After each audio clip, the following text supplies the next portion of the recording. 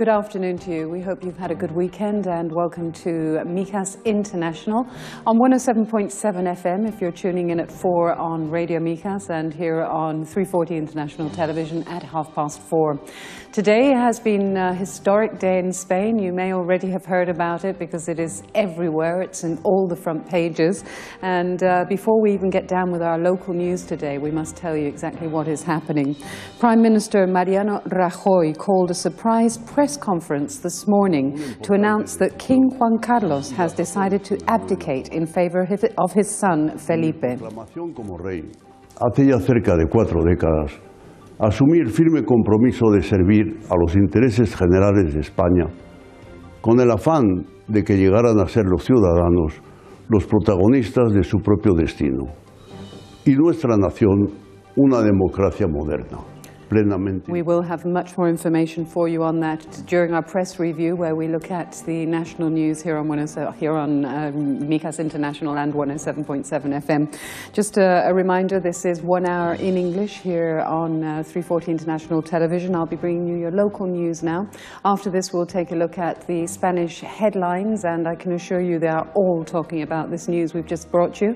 And after this, you'll be joined by Karen in the interview section and speaking in this section with Paul Kearns, who is riding his bicycle from England to Spain to raise funds, and also by Leighton from Orbitus. So all this is still to come here on the programme. We're going to get down to our local news now, though, and we begin with something that we did speak about on Friday with the Mayor in the management report, and that is the fact that the works have now been awarded for the coastal pathway. This pathway is going to be making it possible to go from La Cala to Marbella, which is literally the Cabo Pino port. So that is 5 kilometers that you'll be able to do walking as soon as the pathway is finished. As we say, the works have now been awarded. They begin this week and count with an investment of 2 million euros. That comes from the County Council in Malaga. That's the Diputación Provincial. Almost 1 year of work ends today, or ended on Thursday when they finally handed over these works. And as we say, this week they are starting now to build this coastal pathway, which should be ready by the month of September.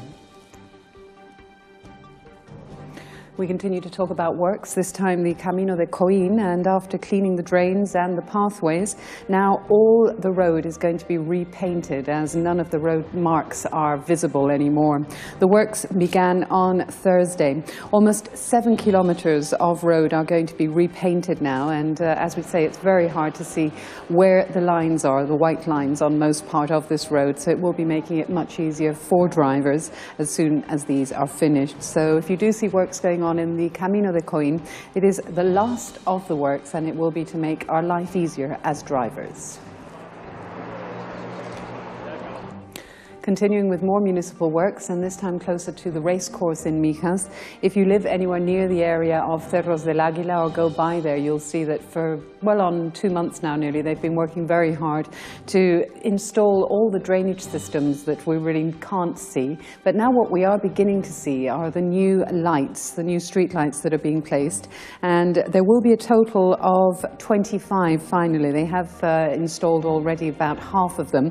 And these are lights that are going to be making it possible for pedestrians to walk from Cerros del Águila down towards the area of Fuengirola. There's also going to be a pathway built there, as quite a lot of people do use this area, so it will now soon be lit, and there will be a safe way for pedestrians to walk along the road. Moving on and coming back to something that we were talking about last summer, and here we are again. It's time to start referring to Vive MIJAS de Noche, that is, Live MIJAS at night. After the success last year, this activity is also going to be taking place in Las Lagunas this year, and it will be held on 4 nights a week from Tuesday through to Friday. In MIJAS, every Tuesday and Thursday in July and August, there will be live music and a handicraft market at the Plaza Virgen de la Peña. But also, as a novelty this year, as we've mentioned, on Wednesdays and Fridays, Vive MIJAS de Noche, that is, Live MIJAS at night, will be moving to Las Lagunas.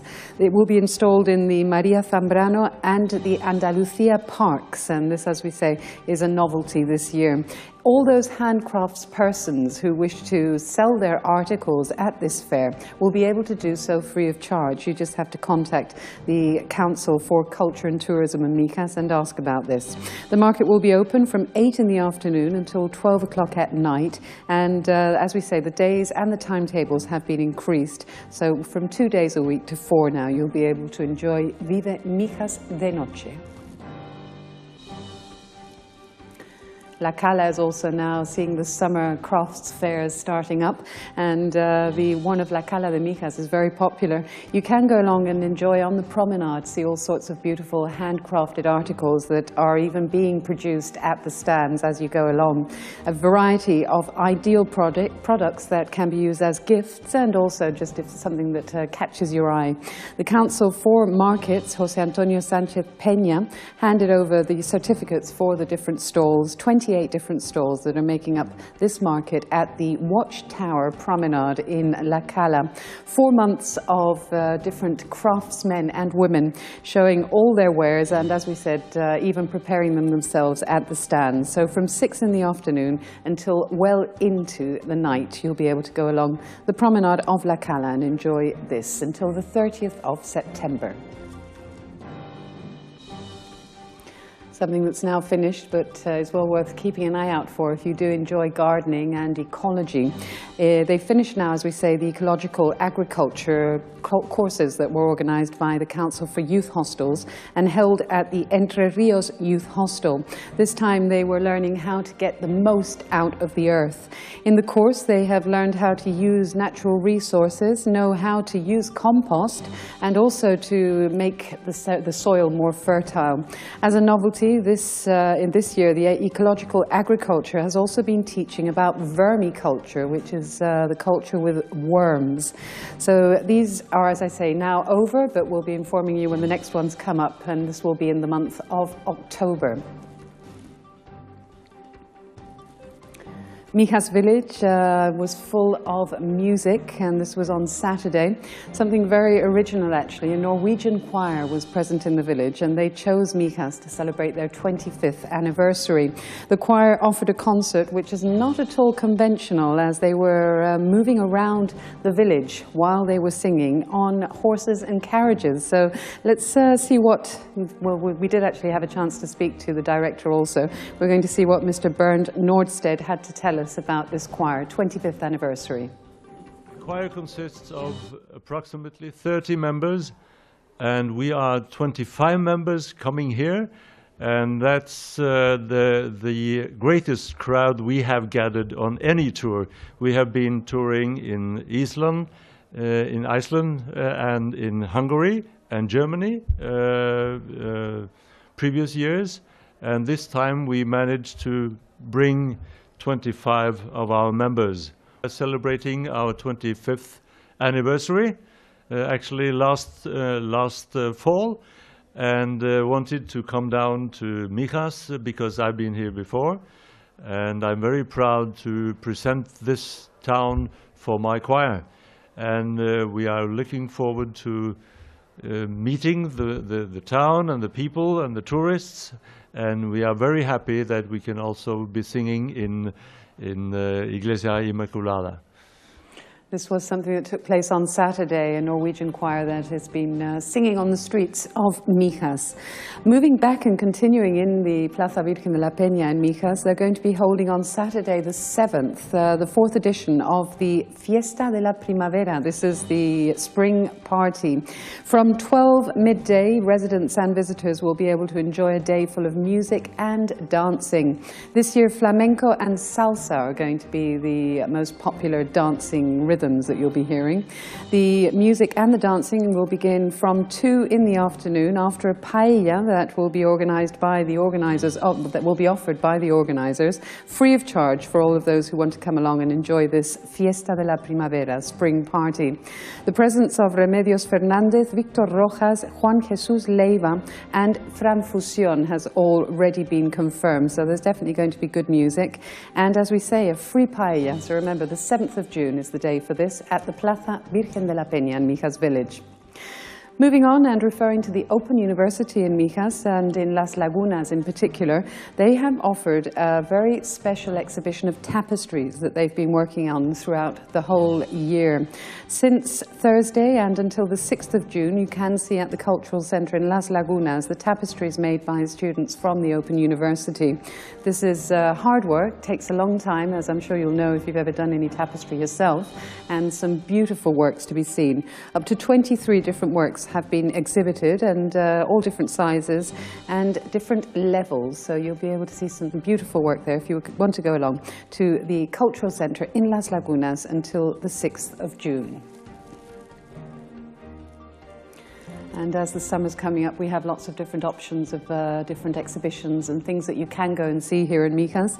The Patio de las Fuentes, that's the fountain hall inside the MIJAS Town Hall, is also showing, since last Friday, an exhibition of paintings, drawings, sculptures and ceramics by the students of the Art Centre in MIJAS, of all levels, ages and nationalities.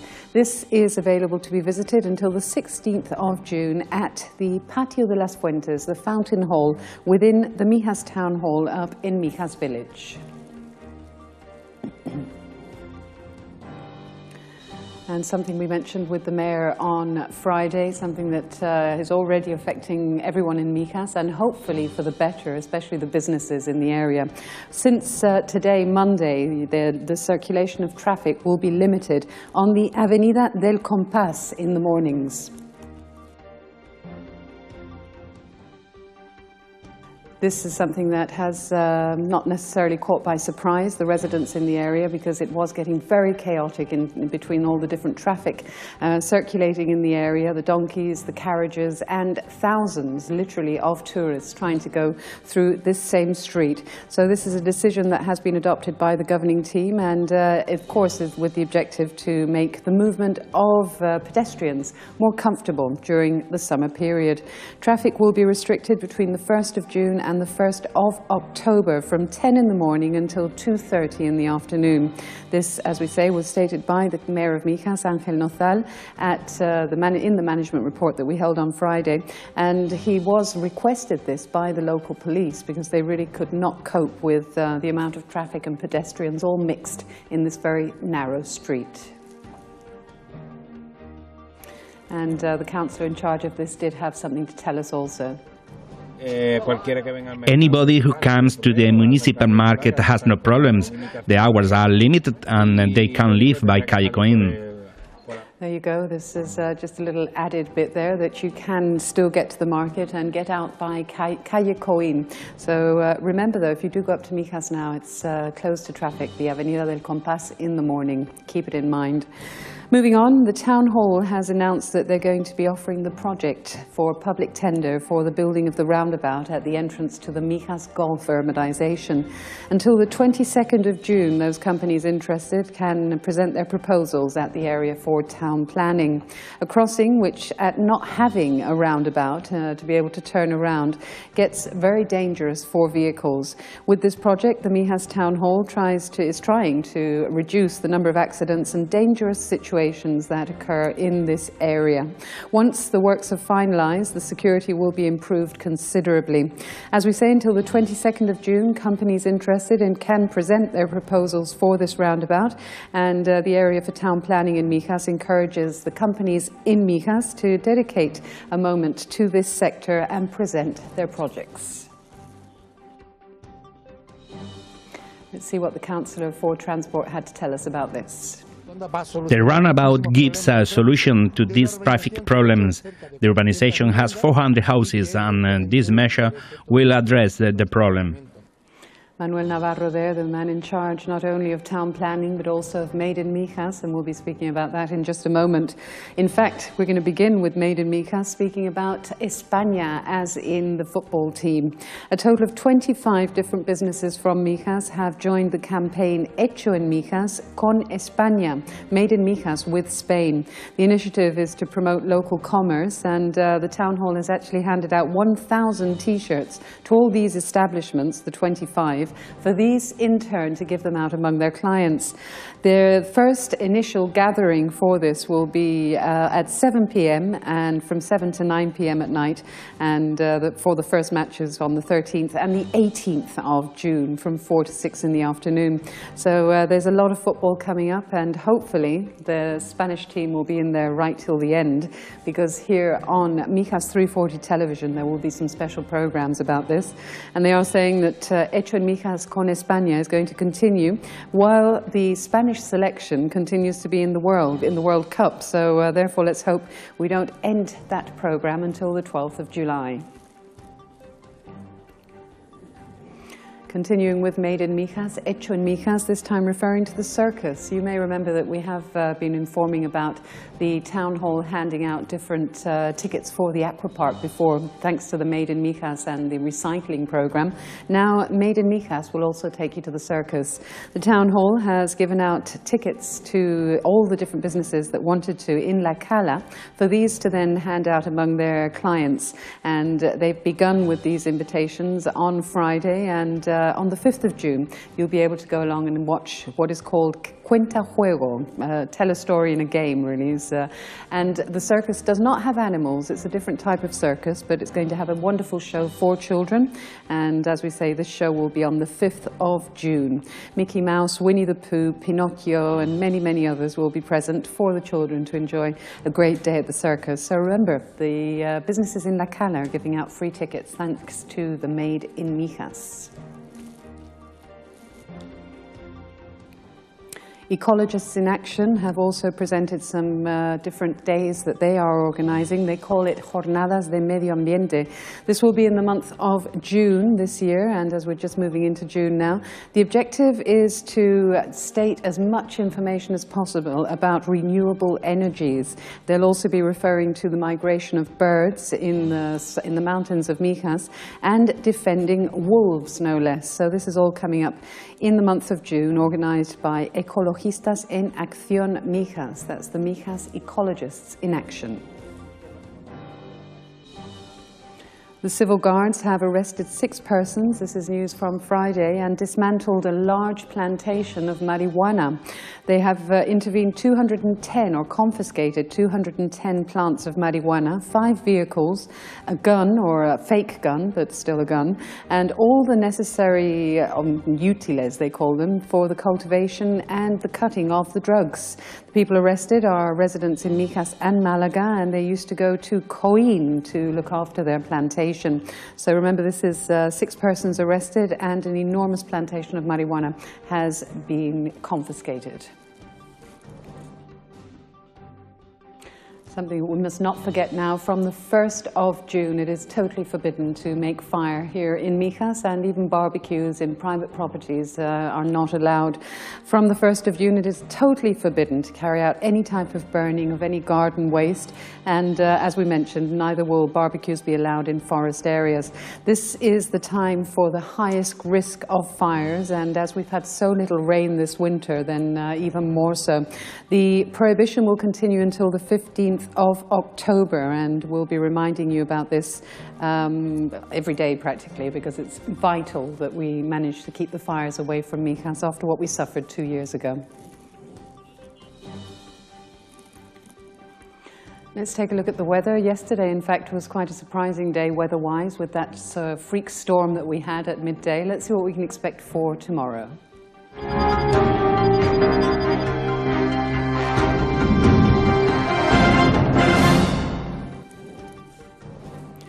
And no storms in sight at all, neither is there any rain, and as you can see, we've got 0 possibilities of rain throughout the day. This is for Tuesday, the 3rd of June. 24 will be the maximum, 15 the minimum.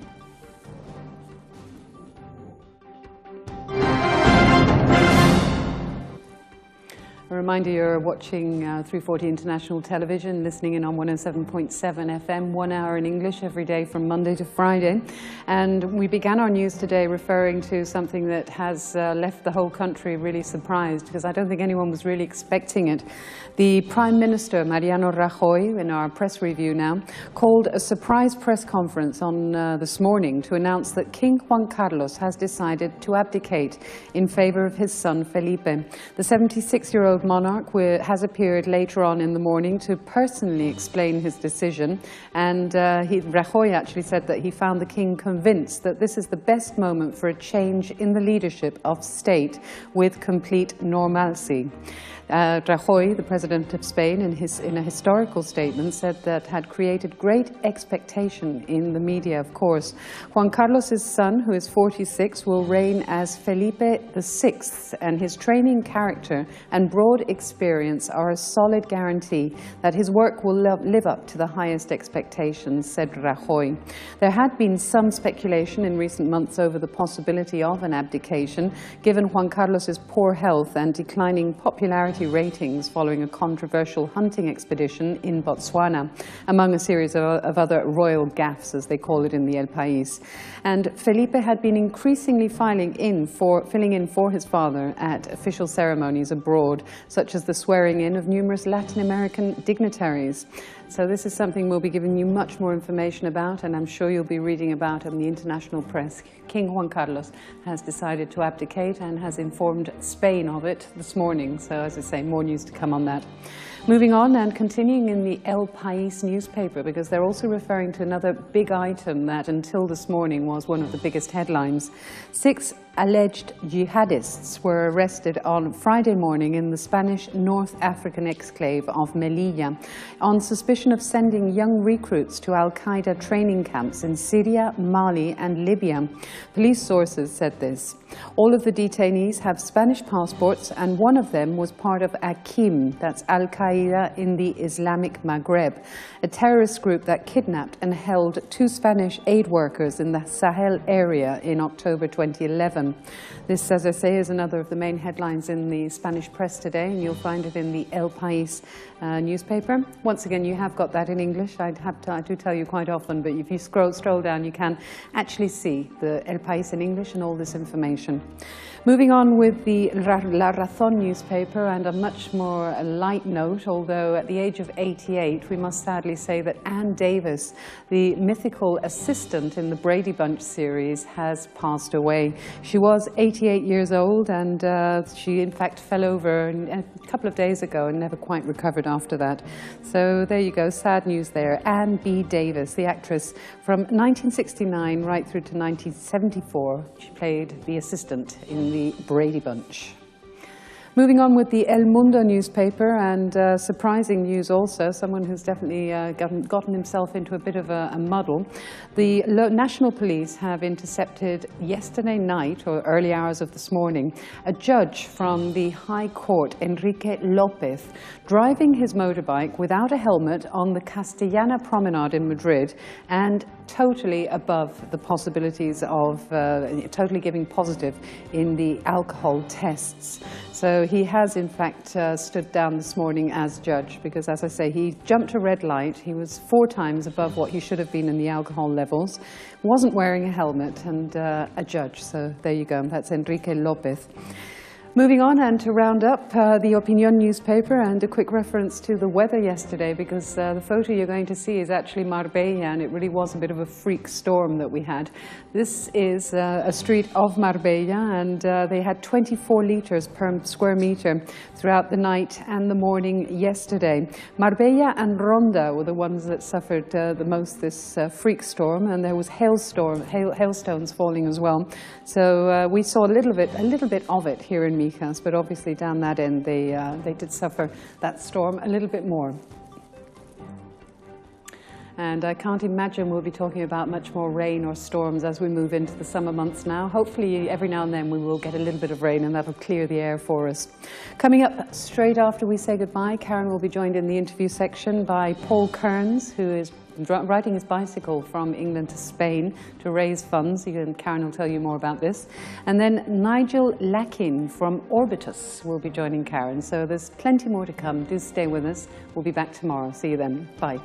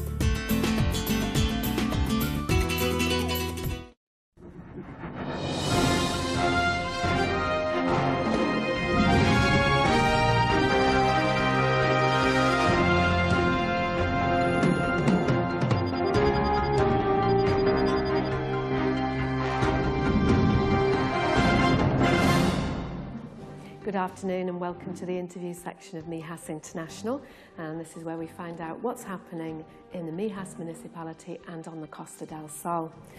Today we're speaking with Paul Kearns, who's part of the 2 Leighton men team, who in September will be cycling from West Yorkshire to Benalmádena in Spain.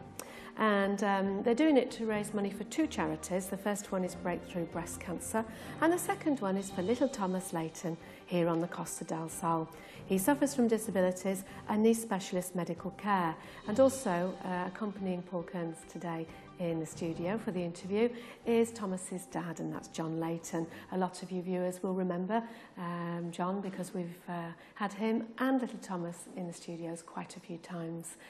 Big welcome to the both of you. Thank you. Good evening. Yes, you're busy running up and down the coast at the moment. Absolutely. Doing yes. interviews, aren't you? Absolutely. Had a really busy today. Yeah. Really busy day today. It's been absolutely fantastic. Yeah. So yeah, been really busy. I can imagine. Well, firstly, the second charity, as I was saying, was Breakthrough Breast Cancer, and you've decided to do this cycle route of 2,000 miles, I believe, Yep. for little Thomas and for the Breakthrough Breast Cancer. In 2011, you did the Blokes to Groats, cycled from Land's End to John O'Groats, and that was for charity as well. And I think perhaps people would like to know how you met John, you know, how that happened. I think it was approximately, I think it was about 12 years ago we first met John, was it? Yeah. Was it 12 years ago? It'd be 12 years ago. Here in Spain? Here in Spain. Yeah. We were looking to buy some property down here in Spain. After an apartment, we met John, who was, were you working for real estate at the time? Yeah. And the first time we ever met him, we just got on like house on fire. And Yeah. we've been really good friends ever since. And of course, you've seen little Thomas grow up, haven't you? Born. And progress. Yep, absolutely. Yep. Yeah, which we'll talk about in a minute. Yeah. Now then, the Breakthrough Breast Cancer, there was a very special reason that you're going to be raising money for that as well. My sister, unlucky, she was diagnosed with breast cancer probably about 7-8 years ago, maybe. She had a breast removed, and she had the all clear for quite a long time. And then she was the big organiser. She helped us with all the organisation for the Land's End to John O'Groats. And then just after we'd finished, we went over to Mallorca for a week to rest our weary bones after cycling up to John O'Groats.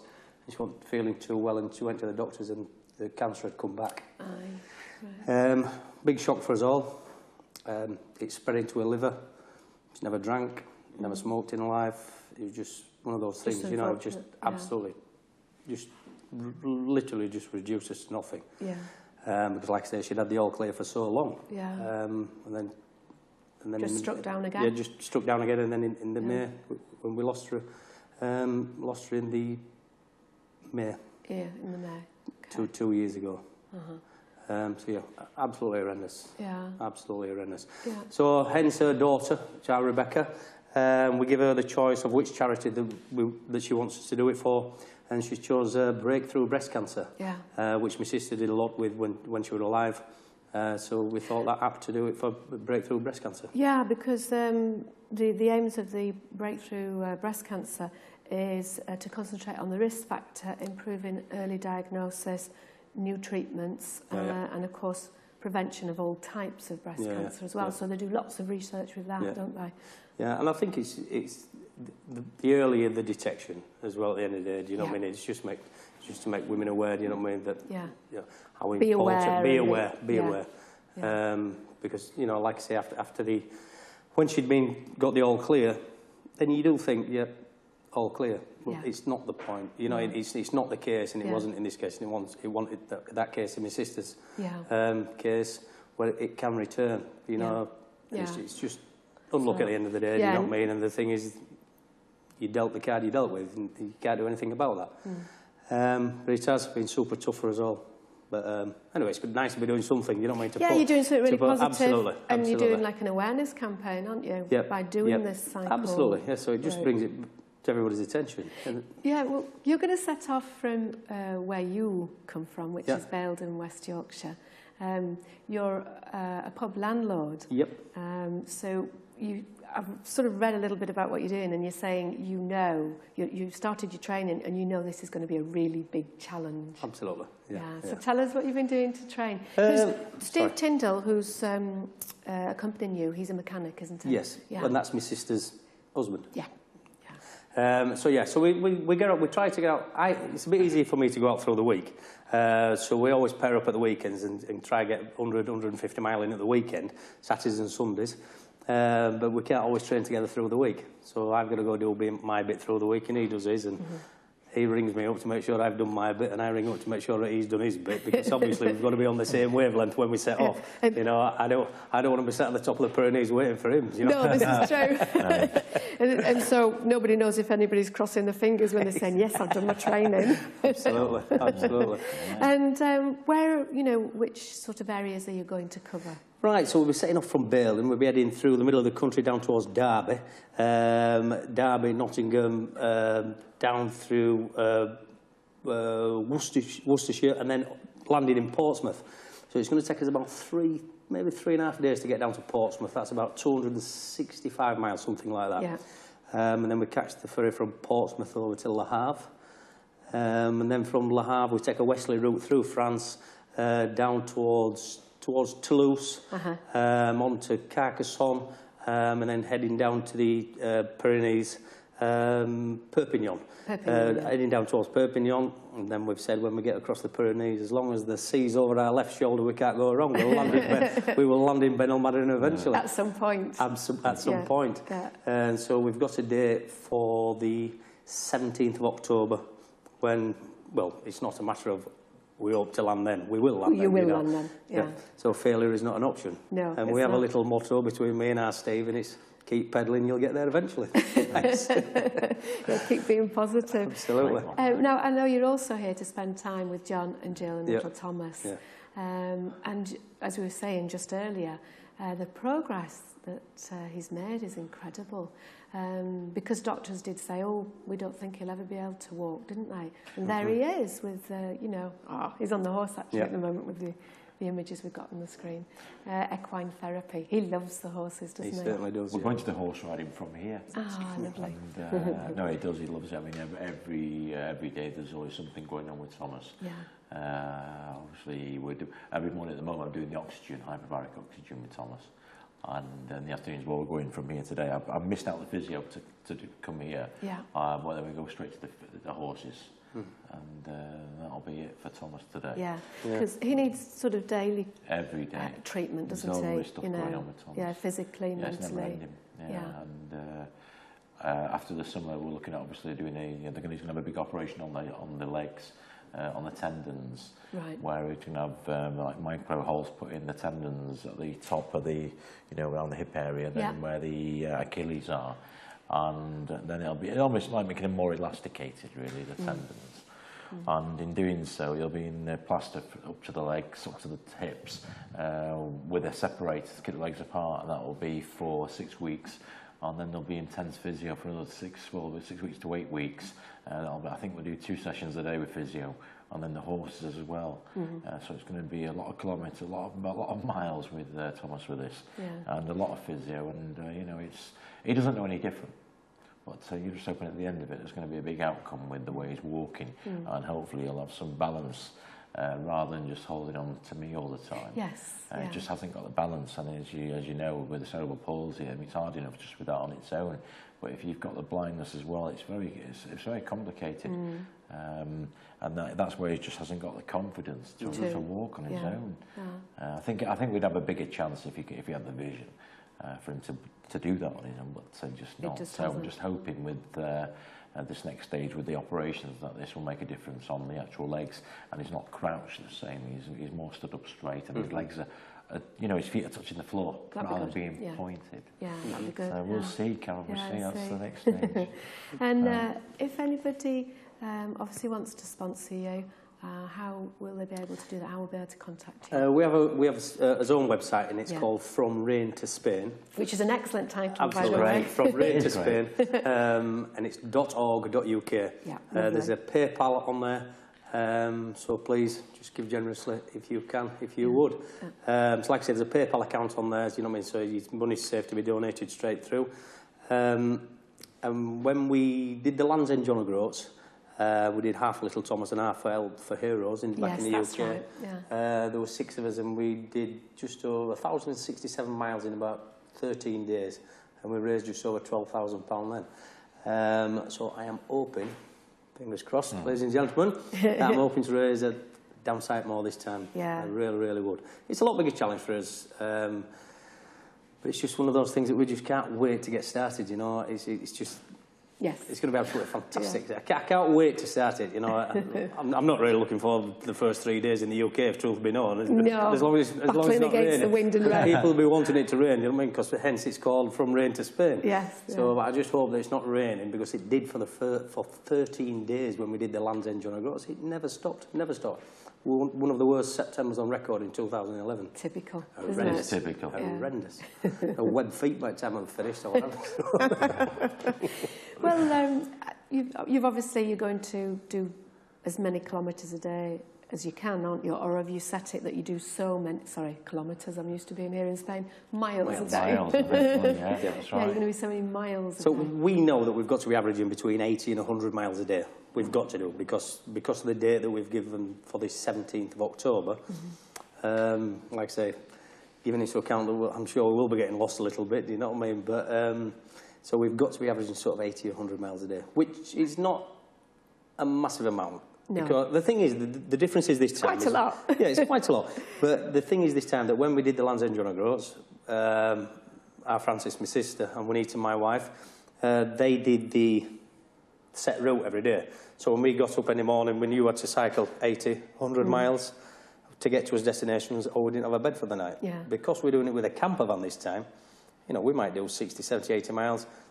We might have tea, and we might do another 20 miles because we've got the camper van, and we can just keep on rolling. Yeah.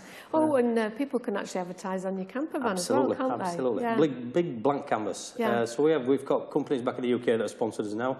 But if anybody in Spain would like to sponsor us, by all means, they can just send us the logo. Yeah. There is our website address. Sorry, on the website address, there's Juanita, my wife's email address, and then they can just email us with the company logo, the amount that they're going to sponsor us with, and then we can put the logo onto the camper van, which will be advertisement all the way through France and Spain. Brilliant. So, good luck. Yeah, absolutely. Good luck with it all. We'll keep an eye on it anyway. Absolutely. Perhaps we'll be able to chat to you on the way, you know, when you have a break, find out how it's going. Yeah. And if anybody wants to help little Thomas, then it's TLC Charities, isn't it? Yes, it's www.tlc-charity.com. Yeah. And there's all the information there about Thomas. Yeah, lovely. I know he's just outside the studios. Obviously, he can be a bit noisy as well. It's because he's young, he's only young. Yeah, And he's enthusiastic. Thank you very much, both of you. Thank you. Well, thank you very much. Thank you. And we have Nigel Leighton next, and he is the Sales and Marketing Director for Urbitus Company. He's organised the second Presidents and Community Forum at Lacala Town Hall, which takes place on Wednesday the 4th, 12:30 till 2 p.m. That's on the 4th of June. So we're talking to him about topics that are going to be discussed and how you can get involved with that. Until tomorrow, hasta mañana.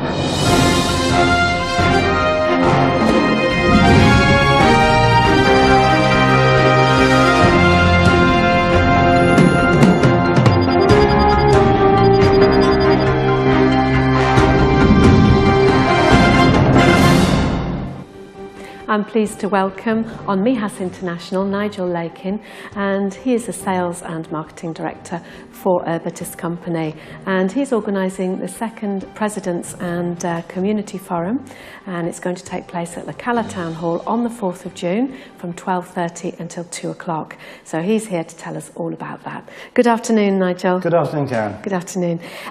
Before we talk about the forum, I know the first one was very successful.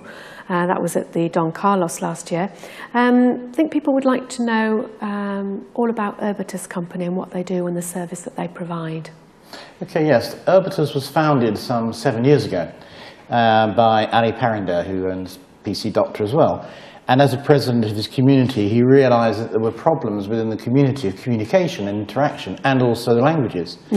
So he, with his technical team, designed a website that was multilingual, interactive, cloud-based, and enabled everything to be on that website, such as community fees, proxy votes, AGM minutes from previous years and including current year, budgetary, which filters in with the coefficients for the community fees, and it made it far more simple for everybody to know and go to that website to find out the information, be notified of what's happening when the pool's being closed down. Let's say, and you're planning your holiday, a lot of people come out and they don't realise the pool's closed. So they moan because they've got children. And they think, well, if you told me, I'd have changed my holiday arrangements. And I come out later. So this all makes everything much more smooth. In addition, it means that when an AGM comes up, most of the issues have been dealt with, unless they're really intricate ones, but most of the day-to-day issues have been dealt with, addressed during the year, and therefore simplifies the meeting. And being multilingual enables everybody to use their default language for the translation. Well, yeah, it does. It makes life easier all round, doesn't it? And of course, lots of new laws come in throughout the years, lots of things change, so it's a good idea as well to have the forum and catch up with things, and for presidents of communities to actually link together new ones and old ones. They can learn from each other as well, can't they? Now, how did this forum came about, I presume, because of this lack of communication? Well, it came about because when I joined Ali some 2 years ago, I very quickly realised that finding presidents of communities was very difficult. They're a bit like MI5 agents, you know, you don't know who they are. And people don't want to tell you who they are, even if you go into the community. So I decided that by setting up something that would benefit the presidents and their communities, that they would then be more reciprocal in coming out of the forest, say, and join a club whereby they can interact with each other. Plus, they can then see also the benefits of the system, but we don't pressurise them. It is an option they have, right? So if you don't make opportunities, then things don't happen. No, that's true. So talk us through this forum, sort of how is it going to pan out? You're obviously going to do the introductory speech, and then you have some special speakers, don't you? Yes, that's correct. Yes, I'll open the speech by explaining a bit more about the synergy between Urbitus and also the President's Club. And I'll also then be introducing Mario Bravo from the MIJAS Town Hall, who's going to talk about the integration of the communities, the expat communities. I'm also then going to be introducing a gentleman called Tom Parkinson, who's from Jackson's administrators. He's going to talk specifically about swimming pool regulations. They become quite a hot topic at the moment. And then I'm going to be talking to Rosalind Crotty, who's the MBE Vice Consul of the British Consulate. She's going to be giving an address there as well about any news that might be prevalent to the expat communities. Following on, we will have a gentleman from CCDR, because debt collection has become a very predominant topic as well. With the economic crisis. With the crisis, people can't catch up because they owe so much. A lot of people have disappeared, obviously. Yes. And so what's happened there is this company do a service, which is another option for the presidents to look at. And then finalising on that, I'll be introducing a gentleman called Lee Waitman, who's the founder of Angels Nursing Group. Angels Nursing Group offer a community healthcare program which integrates the ambulance service and the healthcare and emergency response and 24-hour service and support. So I'm not going to say too much about it because I don't want to ruin his limelight, but that is a very, very interesting product that he's managed to bring out and integrate everything. And then we're going to have a round table. The round table will be a Q&A. We'll give all the attendees a chance to voice their questions and have them addressed by such people as David Searle. As we all know, he's the author of You and the Law in Spain. We're going to have Luis Camuña, who is the Vice President of the College of Administrators of Malaga. We'll have a couple of presidents of communities in the locality, and we'll also have another administrator who's very strong on our system. Yes. Because a lot of administrators use our system as well. We have now over 1,000 communities using our service on provision. Really? So that's, yes. And then I'll also be thanking some of the other sponsors who won't be making a speech, but they will be presenting or be there to talk to people, like RDMCS, our glass company, but they specialise in swimming pool implementation and repairs. So from Tom's talk about the regulations, it follows nicely. There's someone there to talk about how they can be implemented. And then, of course, I'm also, as I'm soon to be the Social Secretary of the Lions Club. Congratulations. Thank you for my sins. I'm going to be presenting a cheque to Patricia Maxwell, who's the president of the Lions Club La Cala, for €200, which is for their charity, and they're providing the refreshments and the catering afterwards. Okay, lovely. And I presume a lot of topics will be covered. I mean, yourself dealing with this sort of thing, what are presidents generally confused about that they don't know enough about, in your opinion?